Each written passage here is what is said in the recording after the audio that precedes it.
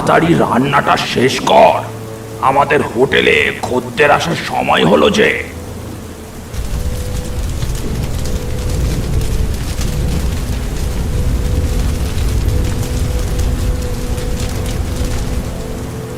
খদ্দেররা ওই এলো বলে তাড়াতাড়ি রান্নাটা শেষ কর।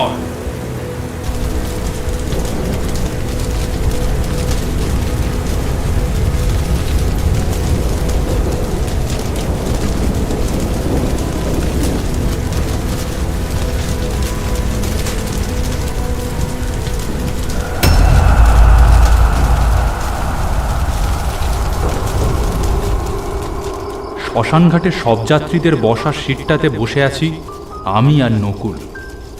রাত কটা বাজে বলতে পারি না। বাড়ি থেকে যখন বেরিয়েছিলাম তখনই তো রাত 9টা, কিন্তু সে তো অনেকক্ষণ আগের কথা। শ্রাবণ মাসের রাত, আকাশ মেঘলা, থেকে থেকে জোলো হাওয়া বইছে। কানাই আর পিন্টুর কোনো দেখা নেই, কোথাও নেশা টেশা করতে গিয়েছে তারা। আমাদের সামনের জ্বলন্ত চিতাতে দাও দাও করে জ্বলছে নিমাই খুঁড়োর শবদেহ। নিমাই খুঁড়ো, পুরো নাম নিমাইচরণ মুখুজ্জে। সাতকালে তার কেউ কোথাও ছিল না, একা মানুষ, একাই থাকতেন, অতীব সৎ এবং সজ্জন ব্যক্তি। আজ সন্ধ্যাবেলা হঠাৎই তিনি মারা গেলেন, কিন্তু দেহ দাহ করার মতো কোনো রকম আত্মীয় স্বজন তার ছিল না। একে বর্ষাকাল, তার উপর নিঃসন্তান বৃদ্ধ, সুতরাং দেহ দাহ করতে গ্রামের লোকও এগিয়ে এলো না। তখন আমি, নকুল, কানাই আর পিন্টু এই 4 জনে মিলে তার সব দেহ দাহ করার দায়িত্ব নিজের কাঁধে তুলে নিলাম। মানুষ হিসাবে আমাদের তো একটা কর্তব্য আছে। দেহ কাঁধে করে বয়ে শ্মশানে এনে সমস্ত রকম ক্রিয়াকর্ম সারার পর সব দেহে আগুন লাগিয়ে আমরা হাত পা ছড়িয়ে একটু বসেছি। গাঁয়ের প্রান্তভাগে এই শ্মশান, শ্মশানের ঠিক পাশ দিয়ে বয়ে গেছে দামোদর নদ। শ্মশানের পরিবেশ অতীব ভয়ঙ্কর। চারিপাশে ভীষণ জোরে ঝিঁঝিও ব্যাং ডেকে চলেছে। এবার তার সাথে শুরু হলো শিয়ালের ডাক। হঠাৎই শরীরটা কেমন শিউরে উঠল। নকুল থতমত খেয়ে বলল, এই কানাই আর পিন্টু কোথায় গেল বল দেখি? এই আশেপাশে তাদের টিকিটেরও তো দেখা পাচ্ছি না। যা বলেছিস, সেই যে গেল আর আসবার নাম নেই। যদিও এখানে কাজ বিশেষ কিছু নেই, কিছুক্ষণ অন্তর অন্তর গিয়ে সব দেহ ঠিকঠাক পুড়ছে কিনা তদারক করা ছাড়া। ওহো, খুব খিদে পেয়েছে। সেই কোন সন্ধেবেলা খেয়েছি, একটু খেলে মন্দ হতো না। তা মন্দ বলিসনি, আমারও খুব খিদে পেয়েছে। কিন্তু এই খিদে পেলে তো আর উপায় নেই। খাবারের দোকান এখানে কোথায় বল? কেন, আসার সময় শ্মশানে ঢোকার আগে রাস্তার ধারে একটা খাবারের হোটেল দেখলাম যে। ওহো, এতক্ষণে কি আর সে হোটেল খোলা আছে? সে কখন বন্ধ হয়ে গেছে?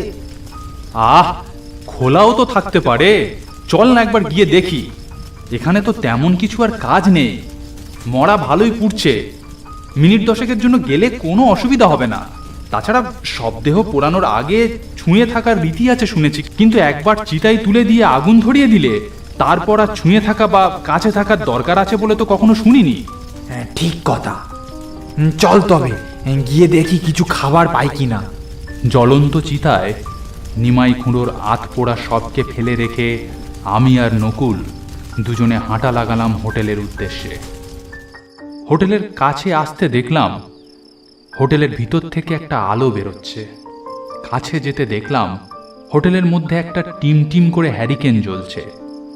হোটেলের ভিতর একধারে সার সার চেয়ার টেবিল পাতা খদ্দেরদের বসার জন্য, এবং অন্যদিকে একটা চৌকো টেবিল এবং তার সামনে একটা চেয়ার পাতা। সেই চেয়ারে একজন বৃদ্ধ মানুষ বসে আছেন। মাথায় পাকা চুল, নাকের নিচে একটা বড় গোঁফ, পরনে নীল ফতুয়া ও সাদা ধুতি।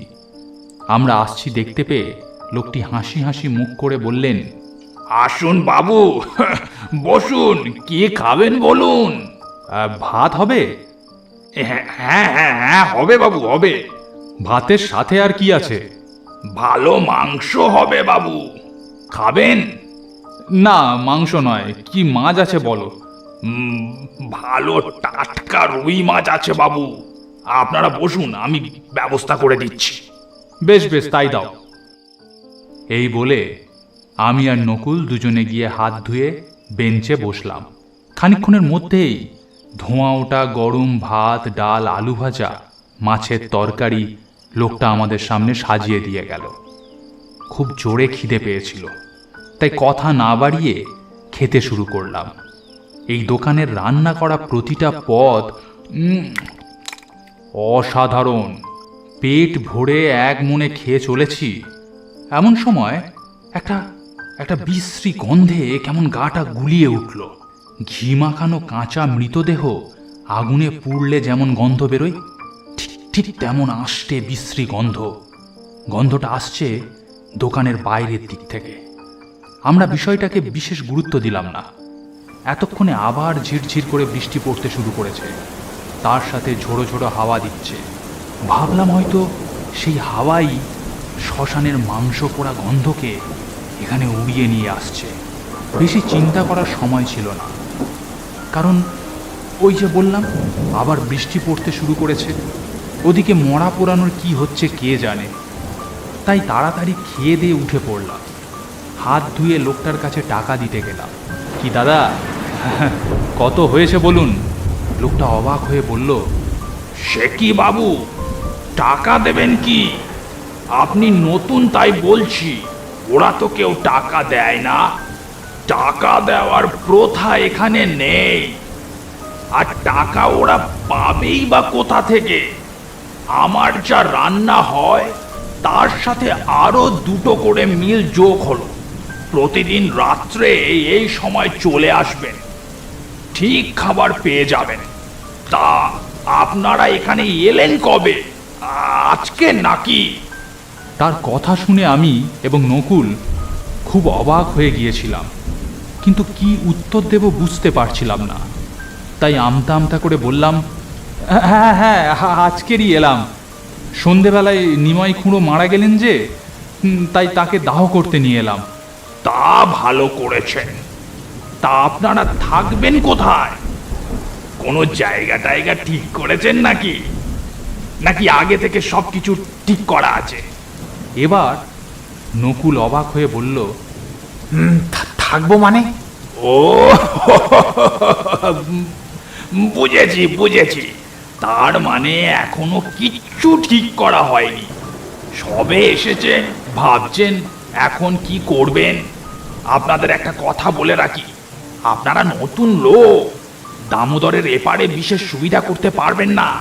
ওই যে ওই যে কটা আছে সব আগে থেকে বুক।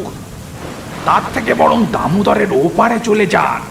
কুমড়োর ক্ষেত আছে, তার মাঝে মাঝে সারি সারি তাল গাছ। একটা শক্ত সামর্থ্য ভালো দেখে বেছে নিলেই হবে। তবে আবার ওই তাল গাছে কিন্তু বাজ পড়ার রীতি আছে, সে একটা সমস্যার ব্যাপার। এই বলে বেশ খানিকক্ষণ ভেবে দোকানদারটা ফের বলল, আপনারা এক কাজ করুন, শ্মশানের পাশে একটা বড় অশ্বত্থ গাছ আছে। ওই গাছে বলরাম ডাক্তার থাকেন। ডাক্তারবাবু বড় ভালো লোক, ওকে গিয়ে একটু অনুরোধ করলেই থাকতে দেবেন। তাছাড়া কাছাকাছি একটা ডাক্তার থাকলে রাত বিরতে অনেক বিপদ থেকে রক্ষা পাওয়া যায়। লোকটার কথা শুনে আমার ভীষণ বিরক্ত লাগছিল। আমি নিজের বিরক্তি একটুও লোকাবার চেষ্টা না করে কড়া সুরে বললাম, আপনি থামুন তো মশাই, যা তা কথা বলছেন। শ্মশানের পাশে একটা অশ্বত্থ গাছ আছে, সেখানে গিয়ে আমরা থাকবার ব্যবস্থা করব। কেন বাবু, ভুল কি বলেছি? আমার হোটেলে তো কখনো কোনো জ্যান্ত মানুষ আসে না। তার মানে আপনি আপনি কি বলতে চাইছেন?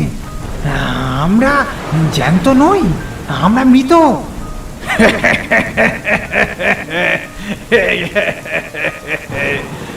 সেই রকম তো মনে হচ্ছে। জ্যান্ত মানুষ হলে কি আর আমার এই দোকান দেখতে পেতেন? আমার এই রাতের হোটেলে যত খদ্দের আছে তারা সবাই মৃত।